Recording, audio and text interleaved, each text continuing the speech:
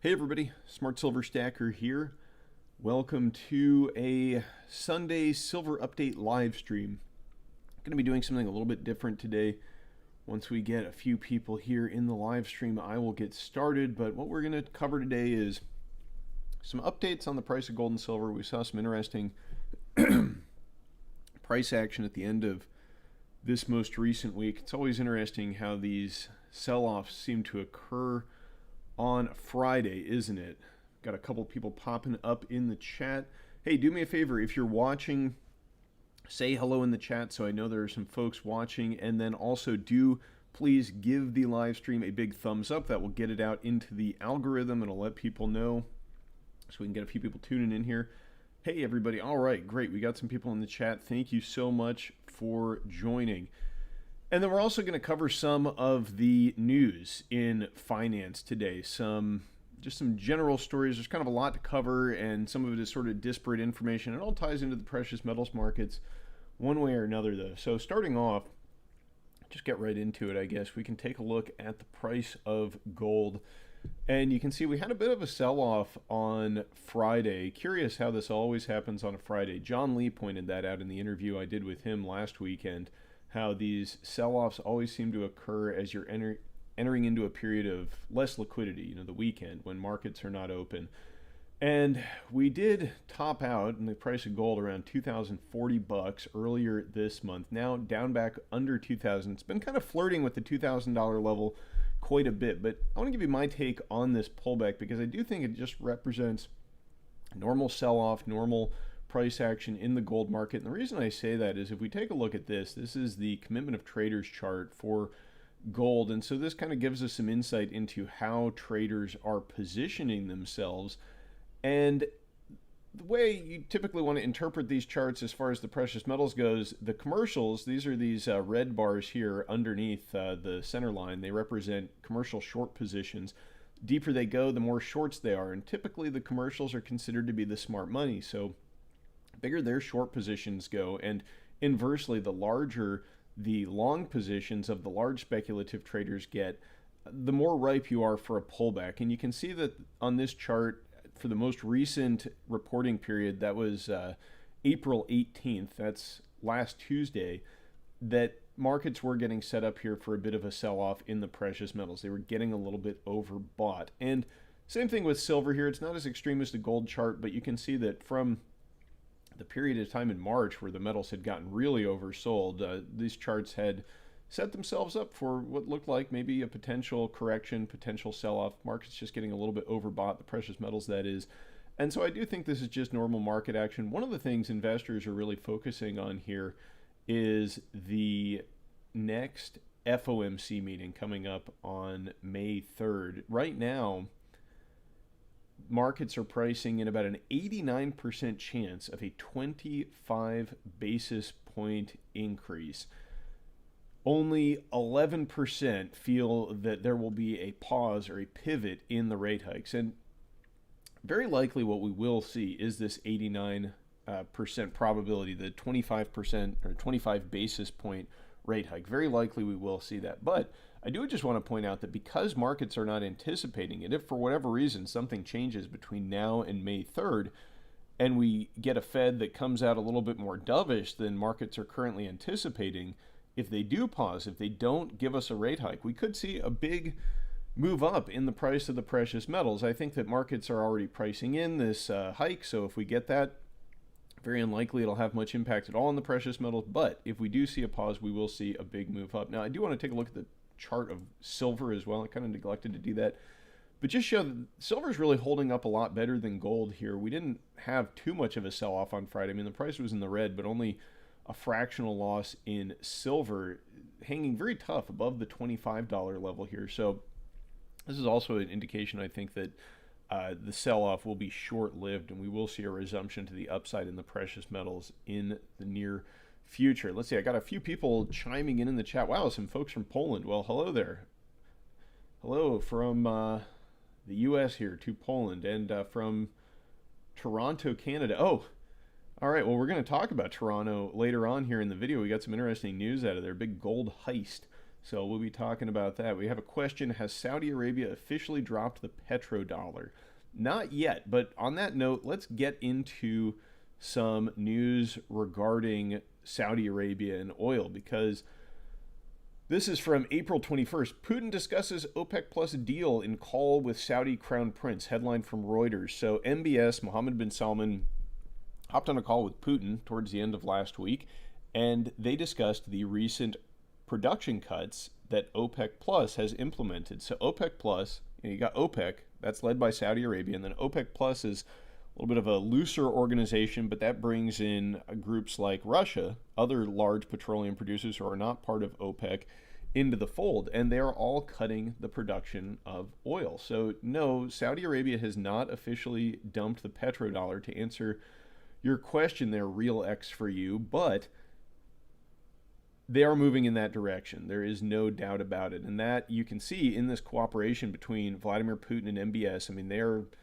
coordinating production cuts to drive up the price of oil to maintain their profit margin, because the higher the price of oil goes, if you're producing a lot of oil and exporting it, then that's a good thing. In the US, we produce a lot of oil. I believe we're the number one oil producer in the world, but we still import oil. Saudi Arabia, they're not the world's biggest producer, but they are the biggest exporter of oil. I think I have that right. Correct me if I'm wrong in the chat. But the U.S. wants cheap oil, because even though we produce a lot of it, we consume even more. Places like Saudi Arabia and Russia, where they are exporting oil, they benefit from higher oil prices. And we did see earlier this year Russia cutting production. They claimed they were going to cut by about 500,000 barrels per day, but it turned out they cut by about 700,000. They cut more production than they had initially claimed. And we've got the Saudis and OPEC recently with their surprise announcement of production cuts to the tune of about 1.16 million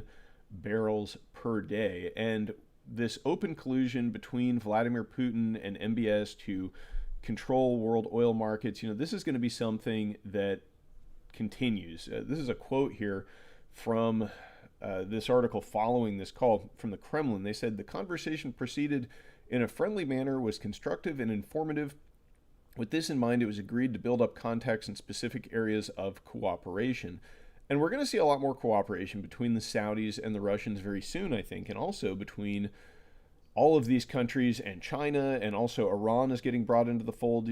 There's a reason the Chinese just brokered a peace deal between the Saudis and the Iranians. They are going to be joining the BRICS nations this August, very likely.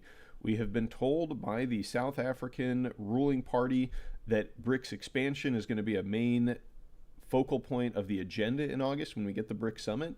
And Saudi Arabia and Iran have both expressed an interest in joining the BRICS organization. So, this is just an indication, this call, these cooperation that we're seeing of what is to come later this year. Now, let me go back to the chat here. It looks like we got a few people filing in. Hello to everybody who's tuning in. If this is your first time tuning into one of these live streams, welcome. I don't do these too often. Maybe I'll do them more often if you guys like them. Leave me a comment down below, or let me know in the chat if you enjoy this format, and please do give a big thumbs up to the video. It helps spread the word. And while you're at it, why not subscribe to the channel if you aren't already? You're welcome, Real X, for answering. Thank you for answering your question, he says. You're very welcome. If anybody else has any questions they'd like me to touch on, please leave a question here in the chat. Adam Link says, should we be focusing on gold or silver? Well, let's take a look at this chart to answer that question. This is the gold to silver ratio, courtesy of SD Bullion here, by the way, channel sponsor. Check them out with the link in the description. You can buy your gold and silver there.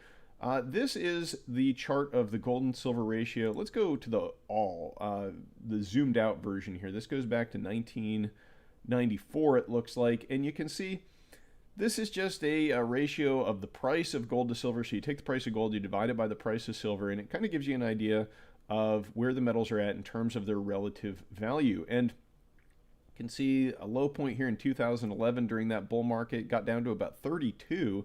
Today we are at 78.84. Now, it's not as high as it once got back in 2020 when we had the big sell-off in the precious metals. The ratio spiked up to 110, and that was absolutely a screaming buy signal for silver, by the way, because silver had some very significant gains following that low point. Now, the ratio at 78.84, still kind of at the high end of the chart. I would still focus on silver. I mean, both metals are great. It just depends on, your personal situation. They have their pros and cons. I think that when we get a big bull market, I mean, which I believe we are in the first early stages of at the moment, this ratio is going to drop a lot. Silver will perform better than gold, but gold has its own advantages, because I think it is the more undervalued of the two assets. So that's what I'm focusing on. Let's see, we've got some more questions here. LV, who thinks the USA is going to lose its world dominance this decade? Well, no guarantees there for sure whether or not the US will lose its global hegemony. It's certainly more threatened at this point than it has been at any point over the past, 50 or so odd years since the dollar was taken off of the gold standard. It's looking more and more like the fiat dollar is losing, or at risk of losing, its preeminent role as the world's reserve currency. So to answer that question, I would say that we are closer, but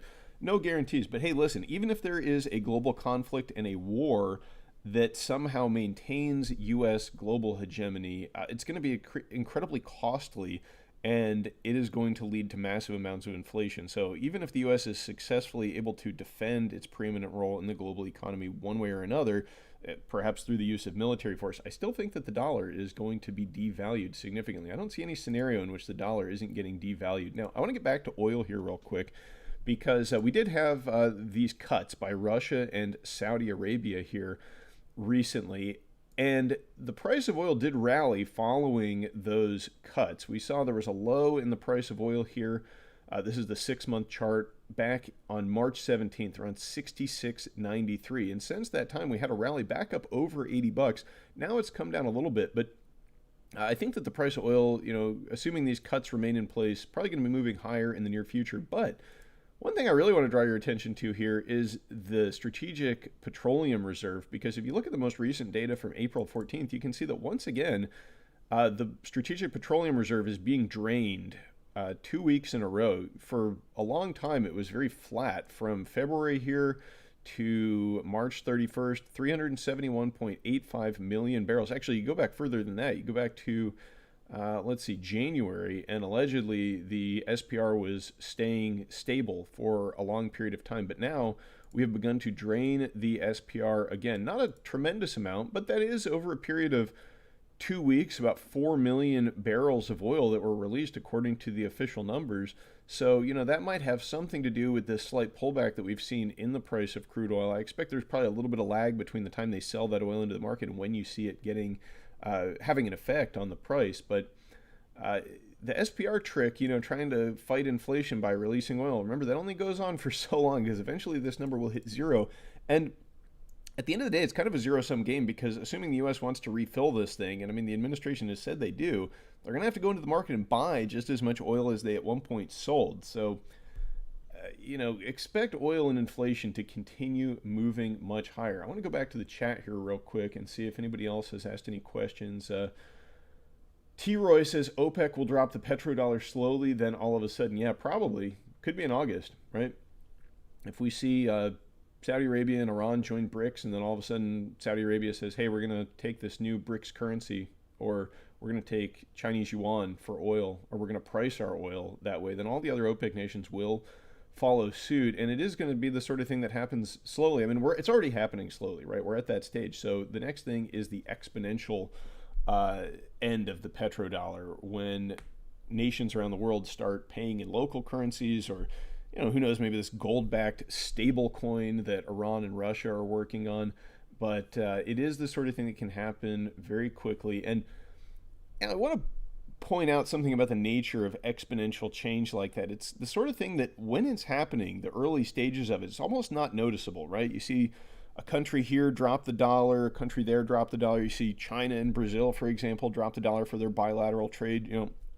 Does that directly affect people in the U.S.? Not really, not immediately. It's part of a broader process of de-dollarization. But if we hit a point where this goes exponential, and that's not guaranteed, but it is possible, we're going to see a huge devaluation in the U.S. dollar very rapidly. And the way that, I want to draw your attention to this, the analogy is, if you're looking at bacteria, for example, growing in a test tube, right? You put a couple bacteria in there, you put some substrate like a sugar or something like that for them to grow.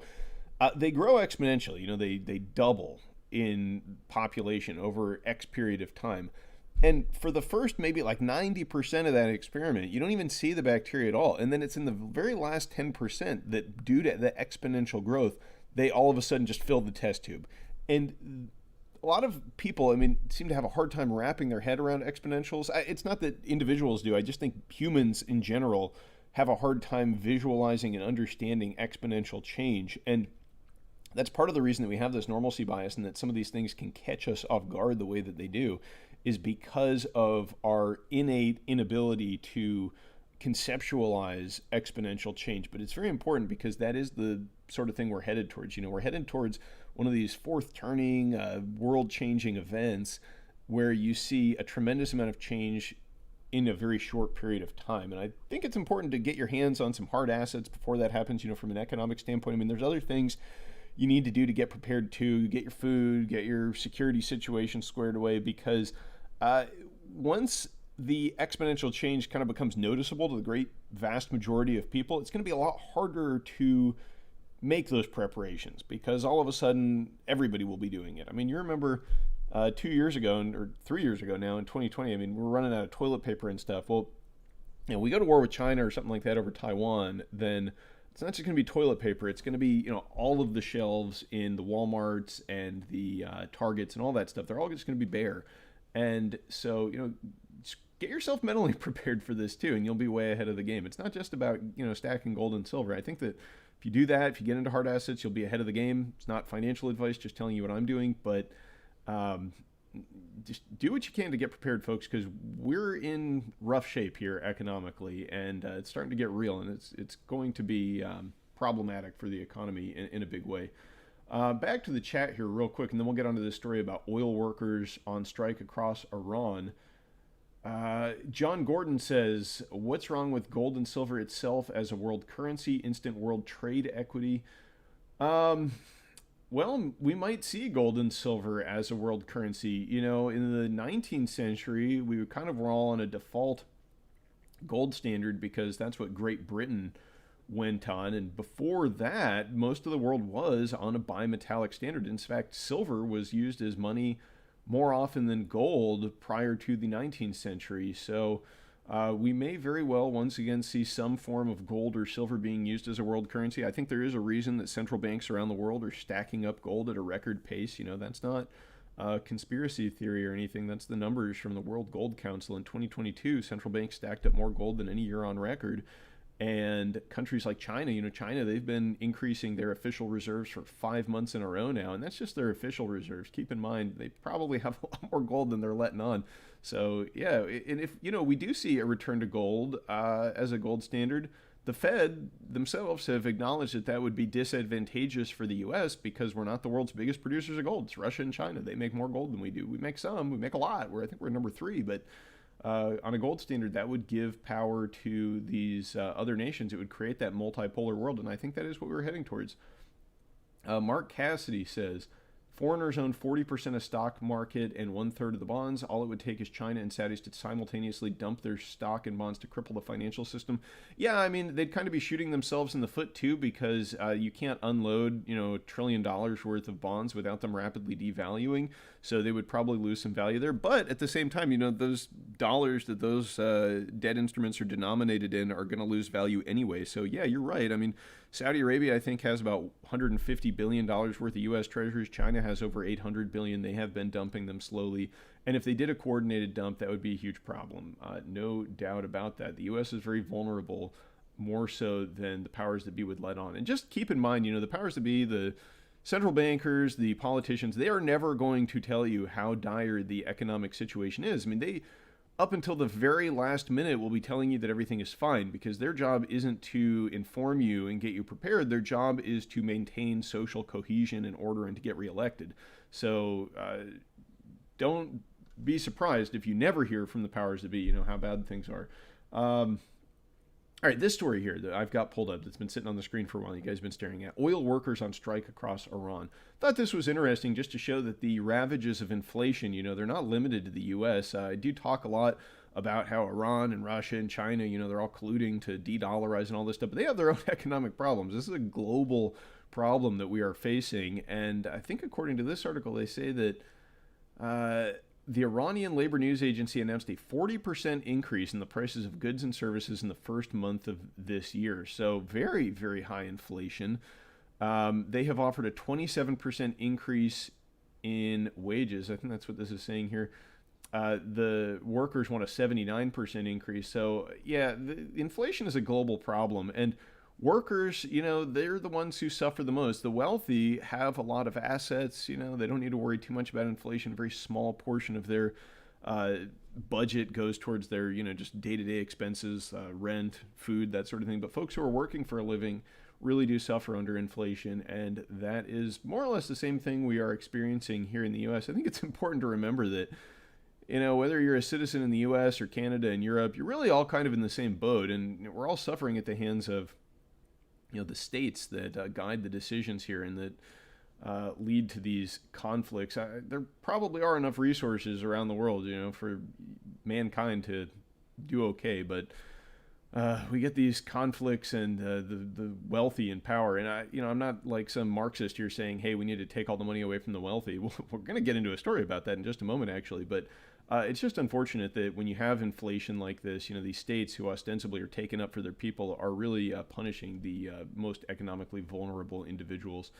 Okay, we've got this story. Speaking of socialism and wealth redistribution, Biden raises costs for homebuyers with good credit to help risky borrowers. So shifting gear a little bit, I just wanted to comment on this harebrained scheme and, how probably this is just going to end up somehow harming the people it's designed to assist. And what they're doing is creating new FHA rules. I think the administration wants to implement these new rules that will disincentivize folks with good credit scores from getting loans because they're going to be paying a higher rate, and then it's going to be like a subsidy to folks with a lower credit score. I guess there's supposed to be a way to address racial inequality and wealth disparity and stuff like that. But, these schemes, again, almost always seem to hurt the people they're designed to help. And one thing that this is going to do is it's going to lead to the possibility of higher defaults. If you're subsidizing loans to riskier borrowers, then you're just asking for problems with defaults. And this program, I believe, is going to go into effect in May. And the knock-on effects of it probably won't even go into effect, or we won't feel them until years down the road. And who knows, then maybe 5 years from now we'll get some kind of a bubble that's been created as a result of this inability of the government to just let the free market do its thing and allocate resources where they will be allocated most efficiently. So the U.S. economy, more meddling, more doubling down on failed policies. What else can you say about this? A 40-year mortgage, Mark Cassidy says, with those new mortgages. Yeah, that's interesting. I hadn't read that detail of it, but if we get a 40-year mortgage, think about what that'll do to the price of housing. I mean, it will inflate a housing bubble the likes of which you can't even imagine. A 40-year mortgage, that means that you'll be able to afford much larger houses, right? Because you're spreading the debt out over a longer period of time. And if you can get a low interest 40-year mortgage for a house, I mean, why not take it? But that will just inflate a housing bubble the likes of which we haven't seen. It's crazy, the amount of easy money. I mean, we don't learn our lessons from these bubbles that get created. I think if you go back to like the 1930s, the average home loan was something like 5 years, and it has just steadily increased in length. The interest rates have come down. I mean, now they're on the move up a little bit, but they're still historically low. And we wonder why we have, a housing affordability crisis, right? It's just like with college education. When the government started subsidizing student loans, the price of higher education went through the roof. And of course, the universities love that because they're pocketing all this borrowed money. And then you create a generation of college graduates who are paying off their student loans when they're, in their 60s. They're getting ready to retire and they're still worried about student loans. And nobody benefits from that except for the universities. And, probably end up being taxpayers who end up paying for those student loans. And then it won't really be the taxpayers. It'll just be everybody because they'll just pay for it via inflation. Just write it off, monetize the debt. Crazy stuff. But that is the world we live in, and that is the economy we live in. And just stuff like this, it's why I like having gold and silver, assets that can't be printed, assets that are outside of the manipulation of the powers that be. Recommended stacking ratio of silver to gold, says Adam Link. I don't know, man. It depends on your individual situation. I only recently stacked some gold. I actually picked up my first 1 ounce gold coin, that gold Britannia, but I've always been more focused on silver, and I think that, silver is just the place to be myself. I think it's the most undervalued asset from the perspective of all the, commodities. Very few metals are cheaper than they were in 1980. If you take the 1980 high for silver and you adjust it for inflation, it's like $196, and today silver's at what, $25. So it gives you an idea of why I prefer to stack silver. Vlad Vorcox here in the comments, he says 60% silver, 30% gold, the rest platinum. Yeah, what do you think about platinum, everybody? I don't know. I mean, I kind of like the idea of having few ounces of platinum because I think it's, has the possibility of soaring in value in the event of some kind of a short squeeze. We got South Africa and Russia controlling most of the world's production of the platinum group metals. We've seen squeezes in things like rhodium. The supply of platinum is just very, very limited, but also, we're going towards electric vehicles, less internal combustion engine, less catalytic converters, so who knows? But I do think it's a good thing to have a few ounces of. Scott Sem in the chat here says, happy Sunday, SSS. Yeah, thanks, Scott. Always appreciate you commenting. I know you watch a lot of my videos, so happy Sunday to you too. Happy Sunday to everybody watching. In fact, thanks for tuning in. Please do smash that like button, subscribe to the channel if you haven't yet. Let's talk about this Toronto airport gold heist. This is an interesting story. Gold worth $20 million Canadian, that's about $15 million US, was stolen from the Toronto airport from a secure location, a cargo holding facility, and who knows how they got away with this? Apparently, it wasn't the first time that there was a theft from the Toronto airport of gold. Back in the 1950s, there was another heist, but it was a much smaller one. I think inflation adjusted, they got away with about $200,000 or $300,000 worth of gold in that one. $15 million worth of gold. Quite a heist here.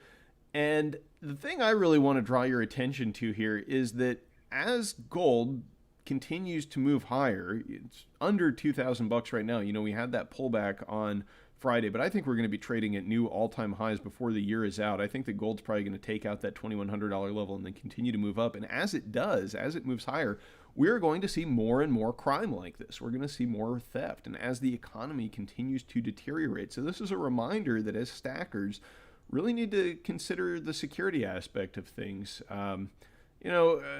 Operational security, not telling people about your stack, one of the best things you can do. Of course, I've got a YouTube channel talking about gold and silver, so I'm in a little bit of a different boat, but, consider security, consider securing your possessions, your family. Go over that plan because it's important, because as the economy continues to deteriorate, we are going to see property crime moving up as more and more people are feeling the squeeze from inflation and just having a hard time making ends meet. You start making it hard for people to afford food, and it's no wonder they resort to crime.